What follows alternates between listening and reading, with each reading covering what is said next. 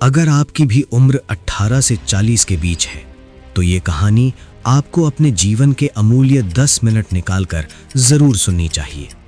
इस कहानी में कई ऐसे रहस्य हैं जो आपकी जिंदगी को पूरी तरीके से बदल देंगे।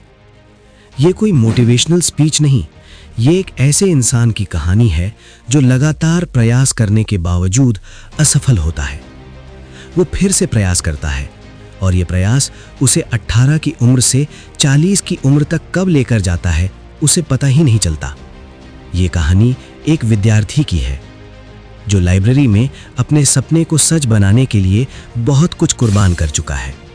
मैं वादा करता हूं कि ये सच्ची जीवन गाथा सुनाने के बाद आपको एहसास होगा कि विद्यार्थी जीवन कितना दुखमय है। बस कैसे हिम्मत करके बैठे हैं भाई, मरने मत देना यार, मम्मी वेट कर रही है। दुख अकेला को किसी पास सामना नहीं कर सकता हूँ सर। बहुत संघर्ष से पढ़ा, ट्यूशन पढ़ा के मैं 2012 से ट्यूशन पढ़ा के अभी तक मैं पढ़ाई किया हूँ और मैं कुछ भी हासिल नहीं कर पाया। ऐसे हर रोज ये छात्र इस अंधेरे से लड़ते हैं, जूझते हैं, सिर्फ इस उम्मीद में कि एक दिन उनको सरकारी नौकरी मिलेगी और बेहद गरीब परिवार के बच्चे जिनके पास चप्पल भी है वो भी टूटी। इसके बाद स्वच्छ भारत मिशन, ये सब प्लान कहाँ गया? इसके लिए ये सब प्लान सरकार को, इसमें जिम्मेदारी होनी चाहिए कि नहीं होनी चाहिए? यहाँ के आप लोगों को अगर बोल दीजिए, मना कर दीजिए ना, तो आपके रूम में घुस के पीटेंगे। एस लिखा हुआ है और पीछे लिखा है ड्रीम और दरवाजे पे नाम लिखा है शिव। 2014 में जब वोट डाला था तो पहला वोट मोदी जी को दिया कि एक उम्मीद करी थी कि आज मोदी जी को मतलब ही नहीं है कि हमारा वो युवा परेशान है जिसने जिताने में आपको मदद की। शादी छूट गई, गर्लफ्रेंड छूट गई और एक इंफीरियरिटी कॉम्प्लेक्स आया, डिप्रेशन हुआ। पर कई ललाट पूरा चानी उड़ गया है। मतलब जब तैयारी कर रहे थे तो इतना बाल था, इतना झंकार बाल था।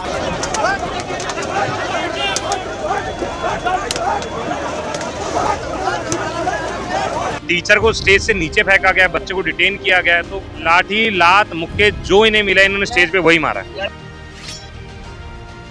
सुबह के ठीक 8 बजे, जब शहर अभी पूरी तरह जागा भी नहीं होता, लाइब्रेरी का भारी सा दरवाजा चरमराता है और वही लड़का हर दिन की तरह अंदर दाखिल होता है। न किसी से नजर मिलाने की जल्दी, न चेहरे पर कोई खास भाव, बस कंधे पर लटका पुराना बैग और आंखों में जमी हुई एक ऐसी थकान जिसे उम्र नहीं हालात पैदा करते हैं।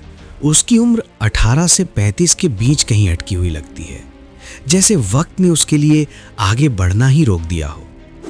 किसी को ठीक नहीं पता कि वो कब से यहां आ रहा है। कुछ कहते हैं 5 साल, कुछ कहते हैं 10 और कुछ तो मजाक में कहते हैं कि लाइब्रेरी उसी के नाम से चलती है। लेकिन कोई ये नहीं पूछता कि वो अब भी यहां क्यों है। वो अपनी पसंदीदा सीट पर जाकर बैठता है, वही खिड़की के पास वाली, जहां से बाहर सड़क दिखती है। वही सड़क जिस पर हर सुबह लोग अपने अपने काम पर जाते दिखते हैं। कोई बाइक पर, कोई बस में लटका हुआ, कोई कार की शीशे बंद दुनिया में, और वो लड़का बस उन्हें देखता रहता है। किताब खोलकर भी उसकी नज़र अक्सर बाहर अटक जाती है।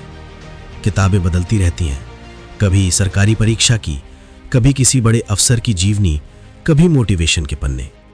लेकिन उसकी कुर्सी नहीं बदलती, उसकी जगह नहीं बदलती और शायद उसकी जिंदगी भी नहीं। लाइब्रेरी में बैठे दूसरे लड़के लड़कियां आते हैं और कुछ महीनों में चले जाते हैं। कोई नौकरी लगने की खुशी में मिठाई बांटता है, कोई एडमिशन लेटर दिखाकर फोटो खिंचवाता है, कोई चुपचाप गायब हो जाता है। लेकिन वो लड़का हर दिन वही मिलता है, जैसे वो किसी रिजल्ट का इंतजार नहीं कर रहा बल्कि खुद वक्त को ही रोक कर बैठा है। लोग उसे देखकर फुसफुसाते हैं, अरे ये तो अभी भी यही है। कोई हंस देता है, कोई सिर हिला देता है, कोई मन ही मन डर जाता है कि कहीं वो भी ऐसा ही ना बन जाए। उसके घर में सुबह की शुरुआत माँ की आवाज से होती है। आज भी लाइब्रेरी जा रहा है और वो बिना पलटे बस हाँ कह देता है, क्योंकि उस हाँ के अलावा उसके पास देने को कुछ नहीं। पिता अब सवाल नहीं करते, सवाल करते करते थक गए हैं। बस अखबार पलटते हुए एक गहरी सांस छोड़ते हैं, जैसे हर पन्ने में छपी खबरें उनकी बेटे की हार का ऐलान कर रही हों। पड़ोस वाले पूछते हैं, अब क्या चल रहा है? और वो मुस्कुराकर कह देता है, तैयारी। एक ऐसा शब्द जो सुनने में बहुत मजबूत लगता है, लेकिन अंदर से खोखला होता है। लाइब्रेरी में बैठा वो लड़का हर नोटिफिकेशन सबसे पहले पढ़ता है, हर फॉर्म सबसे पहले भरता है, हर सिलेबस सबसे पहले याद करता है। लेकिन जब रिजल्ट आता है तो उसका नाम हमेशा उस सूची से थोड़ा नीचे रह जाता है। बस 2 नंबर, बस एक कट ऑफ, बस एक इंटरव्यू, और फिर वही सन्नाटा। रात को मोबाइल खोलता है तो सोशल मीडिया पर वही चेहरे दिखते हैं जो कभी उसके साथ बैठे थे। अब किसी ऑफिस के बाहर खड़े होकर मुस्कुरा रहे हैं, किसी आईडी कार्ड को गर्व से दिखा रहे हैं, और वो लड़का फोन बंद कर देता है, जैसे स्क्रीन बंद करने से जिंदगी की तुलना भी बंद हो जाएगी। कभी कभी उसे लगता है कि लाइब्रेरी की दीवारें भी उसे पहचानने लगी हैं। मैं अभी भी यहां हूं, और जब तक मैं यहां हूं मेरी कहानी खत्म नहीं हुई। अगली सुबह जब वो लाइब्रेरी पहुंचा तो कुछ बदला बदला सा लगा। कुर्सी वही थी, किताबें वही थीं, खिड़की से दिखने वाली सड़क वही थी, लेकिन उसके भीतर कुछ हिल चुका था, जैसे लंबे समय से जमी हुई बर्फ में हल्की सी दरार पड़ गई हो। उस दिन उसने किताब खोली, लेकिन पढ़ने से पहले उसने पहली बार खुद से एक सवाल पूछा, अगर ये रास्ता मुझे मंजिल तक नहीं ले जा रहा तो क्या मैं रास्ता बदलने से डर रहा हूं? और ये सवाल किसी कट ऑफ से ज्यादा भारी था। लाइब्रेरी में बैठे बैठे उसे याद आने लगा कि वो यहां सिर्फ सपनों के लिए नहीं, लोगों के डर से भी बैठा रहा है। उस डर से कि अगर उसने ये कुर्सी छोड़ी तो समाज कहेगा कि वो हार गया। उस डर से कि अगर उसने किताब बंद की तो उसकी पहचान ही छिन जाएगी। वो समझने लगा कि कभी कभी इंसान मेहनत नहीं, बस एक आदत को ढोता रहता है, और उसे ही संघर्ष समझ बैठता है। उसी दिन उसने नोट्स बंद किए, बैग में रखे, और लाइब्रेरी से थोड़ा पहले निकल आया। बाहर वही सड़क थी, वही भीड़, वही दौड़ती जिंदगी, लेकिन इस बार वो खिड़की के उस पार नहीं था, वो उसी जिंदगी के बीच खड़ा था।